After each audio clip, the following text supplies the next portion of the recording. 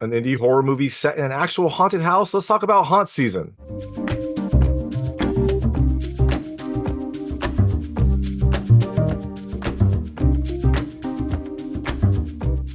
Hey everyone, it's David Stark from Watch Your Past. I'm here to talk to you about Haunt Season, which is coming to select theaters on October 4th, 2024, and then on demand on October 8th, 2024. It is a new indie horror film that is set in an actual haunted house, a working haunted house.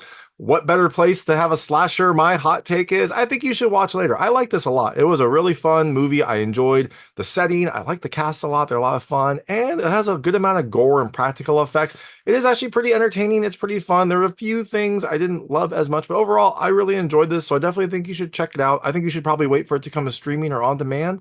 But you know what? If you do see it in theaters, I'm sure you'll have a good time. So all that being said, I'm going to tell you a little about the film, a few things I like, a few things I didn't like, and then really quickly go into a recap. So as you can imagine, there will be spoilers in the recap section.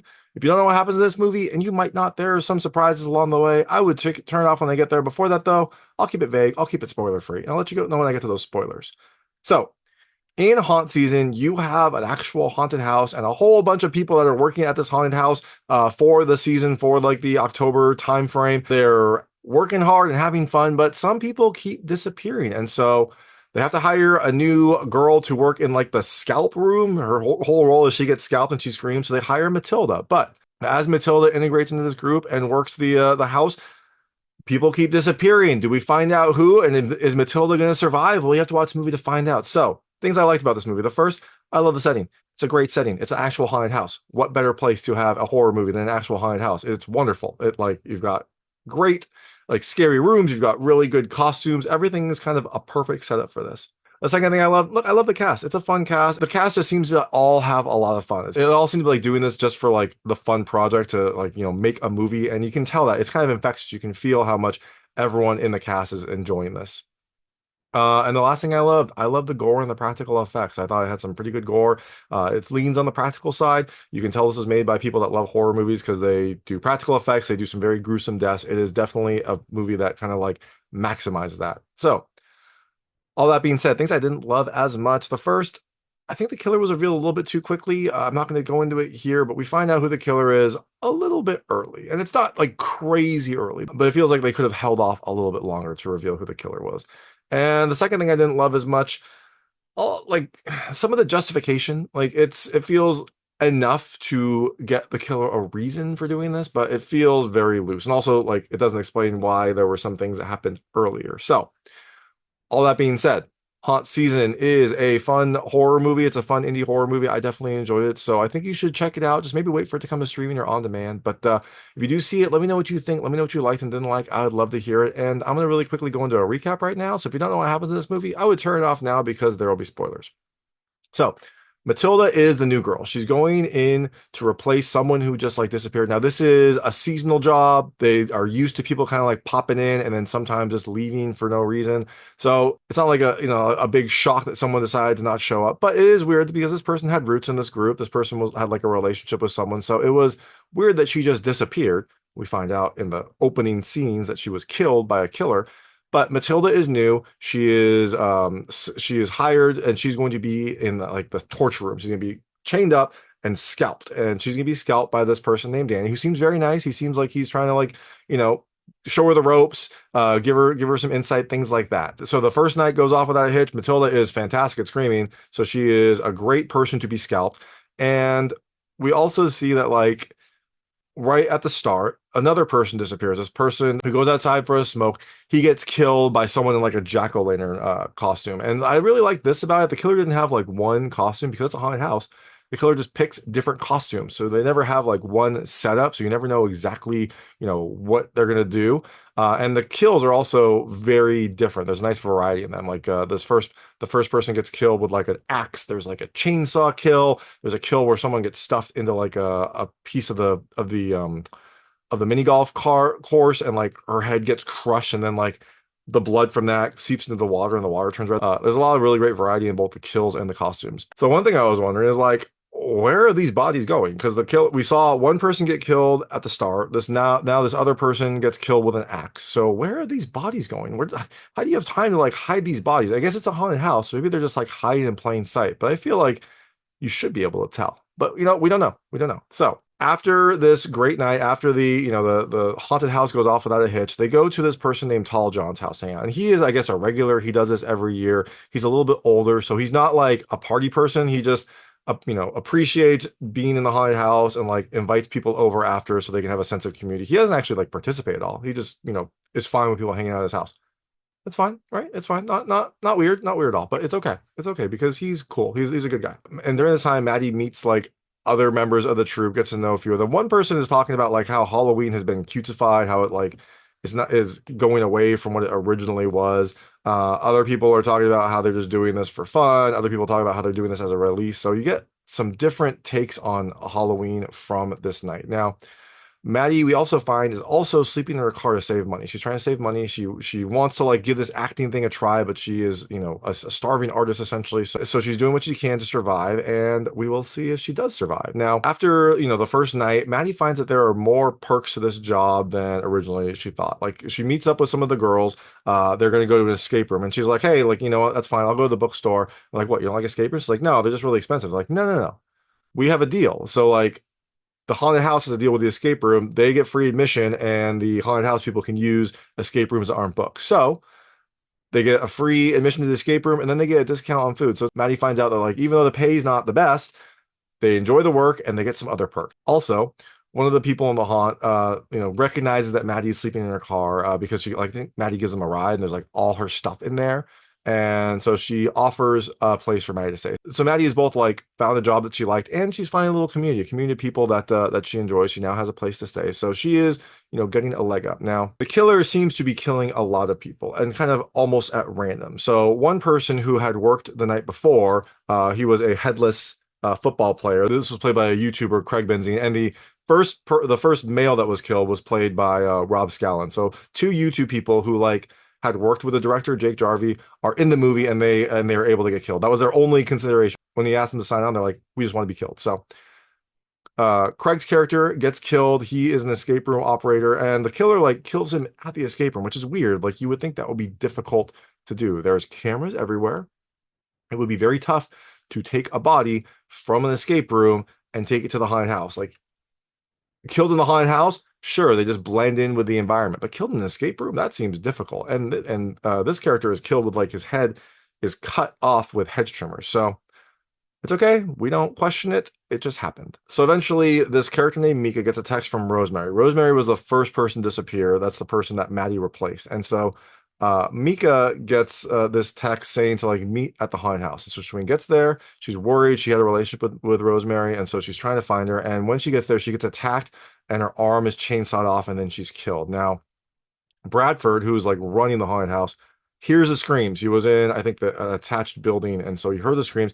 He comes to see what happened, and when he goes to check, we see Danny, the person that was like working with Maddie the first night. He seemed really nice. He's coming out of the haunted house, and Bradford's like, "What were those screams?" Like, "Oh, I was just messing with you, dude. I'm just messing." He's like, "Those weren't your screams." And eventually, um, Bradford notices that like Danny's footprints are covered in blood, so he goes to check on it, and that's when Danny kills him.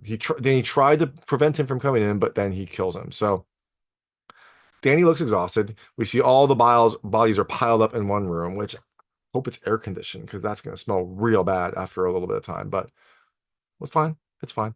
Um, but there is like a funny thing after, because after Danny leaves, like he's killed two people, he's covered in blood. He goes to his car, and like an old person is like walking their dog and sees him, and he like just smiles like "Happy Halloween," and the old person just like waves and leaves. So there is a fun little like meta in here where these horrible, gruesome things are happening, but like people are just kind of like writing it off because hey, it's Halloween. People are doing what they're doing. So there are a few scenes like that. There's one at the end that I really liked. With Bradford gone, Danny takes over, and this is the like Halloween night. This is the culmination. This is the biggest night for this haunted house. So Danny wants to make sure everything is going right. So he tells everyone, put away your phones.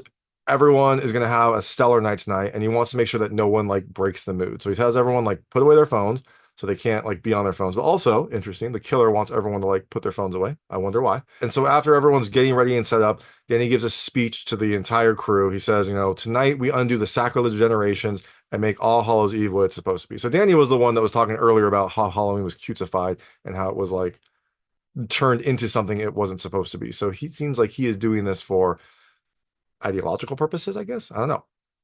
Now, for the line, as people are waiting to get in, Danny walks up and down and gives another speech there. He says, "Only those who are marked with blood will die tonight." And he talks about how there was like an order years ago that understood sacrifice. And so they would mark imposters and hypocrites with blood, and then they would strike them down. So those who were pretending were struck down, and that proved the order, the people that survives, own righteousness. And so as he's doing this, he's like marking people with blood. And one of the first people to get killed is Tall John. Tall John plays like a scarecrow in line. He is like pulled out of line early on, and they like kill him to start the Halloween, night. This time they actually kill him. Danny has a knife and like actually stabs him, actually kills him. But the crowd loves it. Like it looks like a really gruesome, good death. So the crowd like cheers and everyone goes in. Now Danny's kind of leading the way, leading the people through the haunted house. And as he's going through, he's marking people with blood. And when he gets to Matilda's spot, he gets mad because Matilda and the person who took over for him as the scalper had switched roles. She was like, let's change it up tonight. So the person who was supposed to be the scalper is now like chained up, and Matilda is scalping people. So Danny goes up to her and says, if you were on the wall, it wouldn't have been you, before like marking her with some blood. So she's unsure what this means, but it seems like Danny didn't want to kill her, and now he has to because I guess she's an imposter. I'm not sure why she's the one that has to get killed, but it is what it is. So, as Danny's walking through, marking with blood, someone finds Tall John's body. They like dumped him in an alley, and they realize it's actually Tall John. He's actually dead, and they call the cops. So, someone has called the cops. Now, in the haunted house, after Danny takes everyone through the haunted house, like at the end, he says, like, you want Halloween? This is Halloween. And we see in this room the dead bodies of the people that he's killed. So he arranged them all somehow, and no one noticed this until now. And so now people see all the dead bodies, and then he starts killing people randomly, just like randomly killing customers, randomly killing people, killing the people that he's marked. And this causes a panic. And unfortunately, none of the people who are operating the haunted house can call anyone because they don't have their phones on them. Hopefully, some of the customers can call, but they're probably panicked running as well. So eventually, Danny is trying to kill one of the girls. He's like strangling her. And Maddie sees this and she grabs a knife and stabs him. So after this, he, says, like, mark me, mark me. And she stabs him again. And then eventually he like takes some of the blood and like wipes it on his face and keels over. You're like, okay, Danny's dead. That was easy. Great. But eventually, when they're trying to free someone else, one of the other people who's like chained up as part of the act, he gets chainsawed. The chainsaw like comes through him, cuts him in half, and we see that Danny is still around. I don't know if he was faking or if he got a second wind, but he is apparently still around, and now he has a chainsaw. So everyone runs. Danny drops the chainsaw. He grabs a knife and pursues. And eventually, he's pursuing Matilda through like the bowling alley. So this haunted house is attached to like an arcade and a bowling alley. So she's running from him. He's following. She's screaming, and everyone in the bowling alley turns and like looks and like, what's going on? But everyone thinks this is like a Halloween prank. It's Halloween. It makes sense. So she's running. She eventually like falls down on the bowling on the actual like lane, and then he climbs on top of her with a knife and looks around and starts like telling people like, go, go, like hype up, and everyone starts like clapping like, yay, yay, like good job. And he's about to stab her, and that is when Bria comes running through, grabs a bowling ball and like hits him on the head. And so Danny keels over now because he got hit on the head with a bowling ball. And then Bria takes the bowling ball and like smashes his head. And everyone in the crowd's like, oh, that was good. Or like, oh, that's a little bit too extreme. And then I think they realize this is actually a real death. So that is how they get Danny. That is how they stop the killing. Um, Afterwards, they're, Matilda, Bria, and some of the other people are at an ambulance, and Matilda says, I'm going to LA, because before this, she had talked about going to LA, but she was scared. She was scared to like pick up and leave. But now, after this experience, I don't think anything can scare her. So she's like, I'm going to LA tonight. And so Matilda's going to go off, go to LA.